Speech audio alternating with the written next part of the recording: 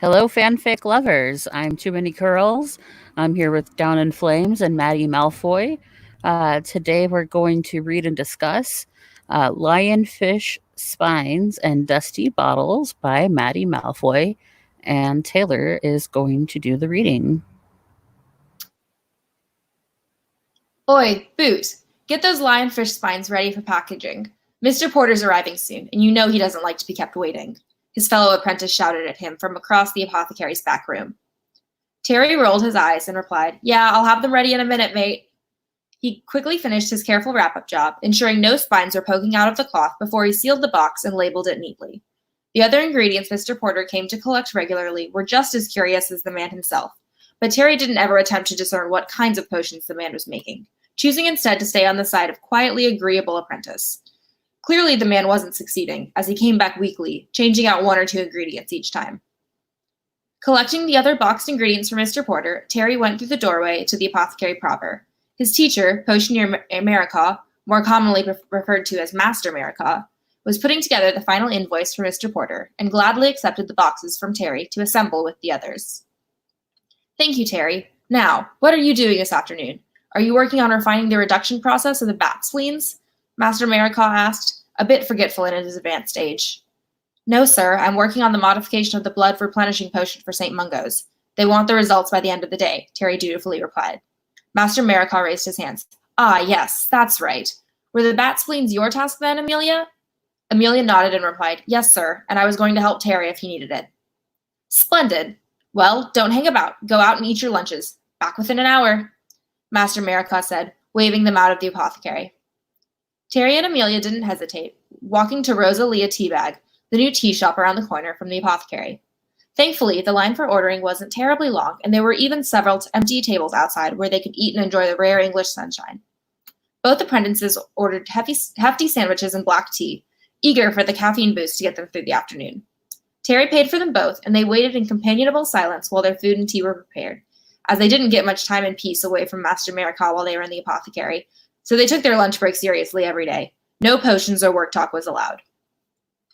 As Terry and Amelia sat at one of the outside umbrellas, many of their former classmates passed by and stopped to say hello for a few minutes. Terry's friend and fellow Ravenclaw classmate Anthony Goldstein sat and chatted with him and Amelia for the remainder of his own lunch break from Whiz Hard Books. After Anthony left, Terry turned to Amelia and said, I think Anthony might have developed the slightest crush on you, Amelia. Amelia rested the back of her hand on her forehead, the other clutched to her chest, and replied in her poorest attempt at Victorian English, Oh, whatever am I to do about that? What a shame it must be to not know he will never be my type. Terry nearly snorted his tea out his nose at her impression. I can tell him you're not interested if you'd like me to. No, that's quite all right, darling, thank you, Amelia said, continuing her charade. I'll just continue my existence as an old maid who no one will ever love. If only it were appropriate for my future wife to come forward at once. With her last sentence, she broke character and busted out laughing, Terry joining in with laughter of his own. He'd let Anthony know later if he expressed more interest in Amelia, but for now he was basking in the sun in good friendship with his fellow apprentice. Once they calmed down, they cleared their rubbish and returned their mugs to the counter. A quick walk around the corner and they were back in the apothecary. Did you two have a good lunch? Master America asked when the door closed behind them. Yes, sir, Terry and Amelia answered. Very good. Get to your tasks then. I'm off to speak with Master M. O'Hara about his recent publication in Potions Monthly, as I've got several questions for him about his procedure. I will not be back in time for end of business day, so please close up the apothecary as you've been taught, and make sure to count the money correctly this time, Master America said. Yes, Master America, Terry and Amelia chimed together. Good. I'm off then. I do not wish to return to a destroyed apothecary, so be careful with your studies, he intoned.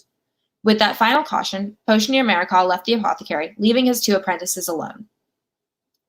Terry smirked at Amelia before dashing off to the back room to work on his potion. She rolled her eyes at him and stayed at the till, waiting on Mr. Porter's arrival to pick up his things.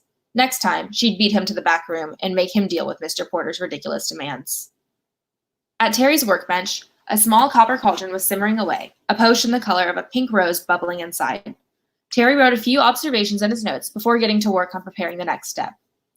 He gathered 12 sets of fairy wings and dropped them in one by one, and then made a note of the time to let it simmer for a further 10 minutes. After 10 minutes, He added the silverweed extract in an amount double to its usual volume and stirred it thoroughly after taking it off the heat. The potion turned a deep red, and Terry was pleased with its viscosity as well. While it cooled, Terry finished writing his observational notes and then dated and signed off the pages to be sent to St. Mungo's with the potion. With his paperwork finished, he set up the strainer and 3 flasks for the completed potion. He did his best to portion out between the 3 flasks equally, and the smoothness of the final product was better than he was expecting it to be, so he felt confident sending these on to St. Mungo's for their research division to examine more closely in a medical setting. Unfortunately, that meant he had to go back up to the front where the specialized flue fireplace was located. And also Amelia. He sighed before gathering his notes and the blood-replenishing potion into a box and exiting the back room. Terry heard rather than saw Mr. Porter before he entered the apothecary proper, so he chose to wait in the small alcove the old doorway provided and listen in case Amelia needed help. "Hello, Mr. Porter. How are you this afternoon?" Amelia greeted him sweetly. "I am doing terribly, Miss Washburn, right terrible, I tell you. My bloody apprentice tripped and nearly botched my work for the entirety of last month. I'm of a mind to fire him still, the buffoon," Mr. Porter complained lightly. "That's quite dreadful of him to do, isn't it? Perhaps he needs some sort of trip prevention charm applied to his feet so he doesn't do it again," Amelia replied, a touch of sarcasm slipping out. Mr. Porter chuckled. Maybe so. I think I'll just put him back on reorganizing my supplies again, as he's made a mess of them anyway. Get him back to the basics before I let him touch anything major. Now, is Master Marica in?" "No, sir. He just stepped out about an hour ago for a meeting. We do have all of your requested ingredients packaged for you here, though. Do you need anything else besides the list you sent in on Tuesday?" Amelia asked. No, that should all be fine. I don't think I shall be inspecting the ingredients today either. The last several selections have been splendid, so I do not doubt your quality control has gotten better since my original complaint." "What is the total today?" Mr. Porter asked, agreeable as ever. Amelia rang up the invoice on the till. "It'll be 4 galleons, 15 sickles, and 5 nuts, Mr. Porter." Terry heard the clinking of coins as Mr. Porter rummaged around in his coin purse for the right change. "There you are, Miss Washburn. Let's hope I don't have to come back next week, eh? Goodbye for now," Mr. Porter said graciously, exiting the apothecary with a large box held securely in his arms. With Mr. Porter gone, Terry chose then to step fully into the apothecary proper. "That went surprisingly well," Terry said. Amelia laughed. "Psh, it's all me, you know. Mr. Porter just likes me better than you. Admit it, Terry." Terry rolled his eyes at her and set his blood-replenishing potion box into the fireplace. He grabbed a pinch of flue powder and threw it in, saying St. Mungo's Hospital Research Division, clearly as he could. The box vanished into the green flames, and Terry dusted the soot from his robes. "Since you're done early, can you manage the till while I finish working on that bat spleen reduction for Marica?" Amelia asks. "Yeah, go on. I doubt we'll get anyone this late in the afternoon," Terry answered. "Thanks, Terry," Amelia smiled and scampered to her own workstation in the back. To pass the time more quickly, Terry went around the apothecary with a self-inking quill and a cloth, dusting and rewriting labels on bottles and boxes of various items. He even did a bit of rearranging on one of the sections of the floor-to-ceiling shelving that held various creature parts to provide better access to the more common ingredients. A customer came in about an hour before closing, and she was easy enough to take care of. Just needed a refill on some of her herbs and caterpillars. Soon after that, Terry popped his head into the back to check on Amelia, as she was being suspiciously quiet to him. Her bent head and furiously scribbling quill quelled his moment of unease, and he returned to the till. No one else came for the rest of the afternoon, so Terry began the process of closing up the apothecary and closing out the till. Amelia emerged from the back room, smelling just slightly of bat spleens, and started the sweeping of the floors of fallen bits of ingredients. At 10 to 6, Terry and Amelia extinguished all of the lights and locked the apothecary doors behind them. They went their separate ways after exiting the leaky cauldron into Muggle London to go home and rest, and to prepare for the next day of trials. Just another day in paradise as a potions apprentice under Master Marica. And there we have it.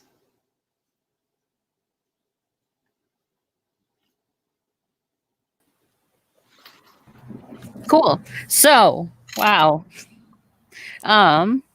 We had a question sent in. Let's see.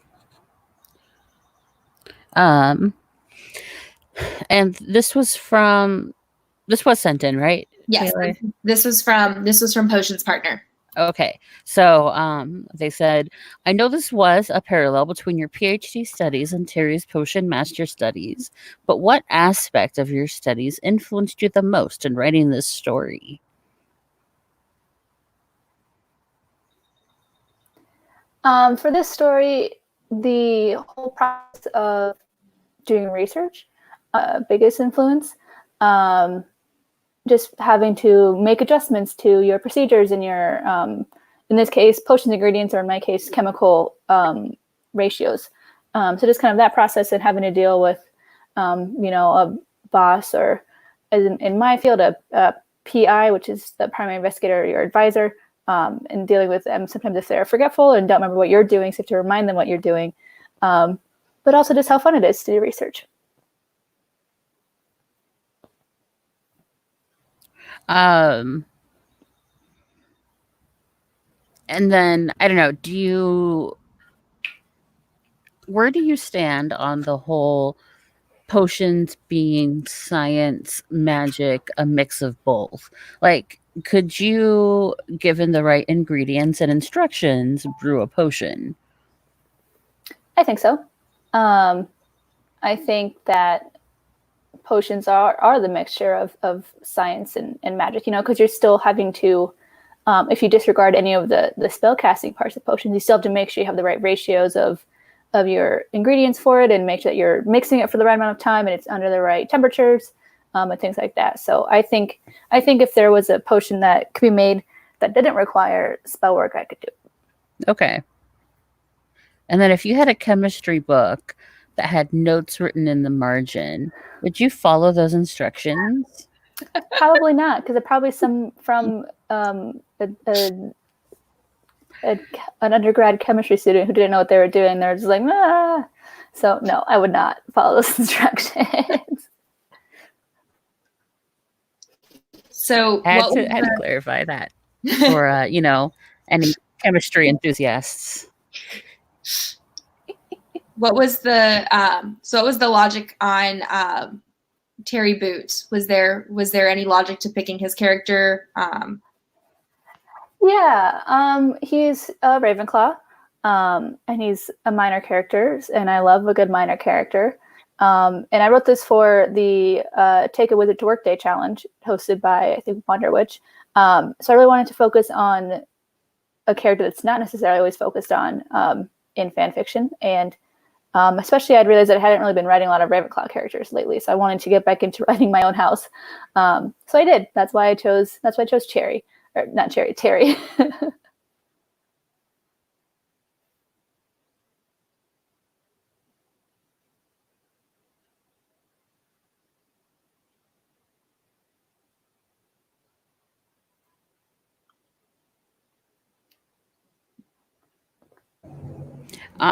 Sorry, I switched to the tab to look at your story, so I think I froze for a second. Yeah.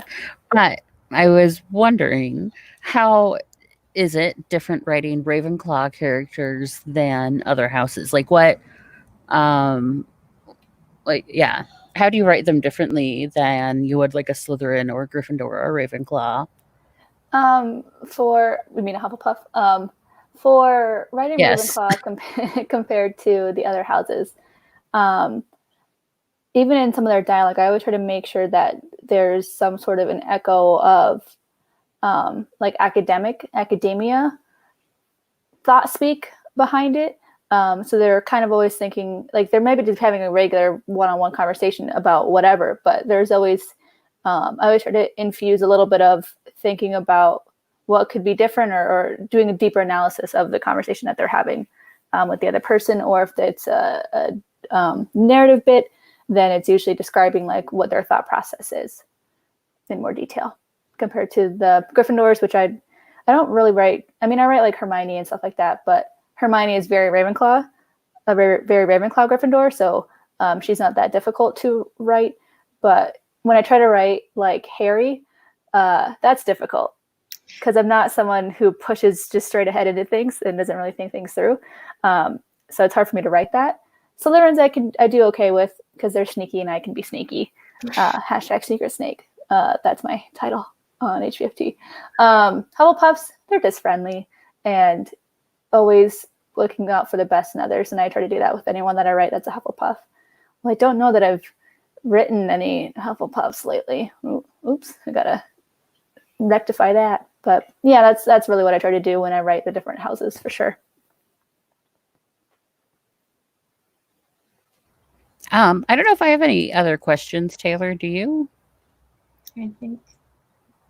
I guess one quick one. What are you currently working on that's non-academic writing?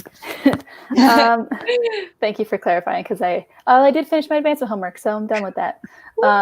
So right now I'm working on a couple of different things. I have a multi-chapter waitress fic that's currently got 3 chapters posted. It's undetermined how long it will be, but it's a post-show AU following Jenna and Dr. Prometer after he comes back into her life 6 years later.